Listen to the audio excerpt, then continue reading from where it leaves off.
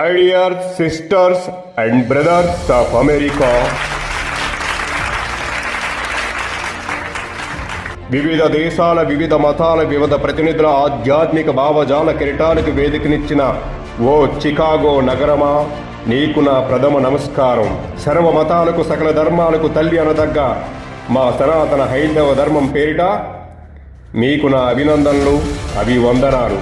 నా దేశం పవిత్ర భూమి, నా దేశం పుణ్యభూమి, నా దేశం ధర్మభూమి, నా దేశం కర్మభూమి, నా దేశం భారత భూమి.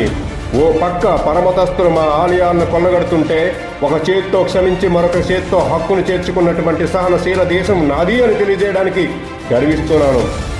తండ్రి మాట కోసం సమస్త రాజ్యాన్ని పరిత్యజించి 14 ఏళ్ల అడవుల పాలైన శ్రీరాముని కన్న ధార్మిక దేశం నాది అని తెలియజేయడానికి గర్విస్తున్నాను. సత్యవాకు కట్టుబడి కాటికాపరిగా మారిన పశ్చాత్తాపం చెందని చక్రవర్తులు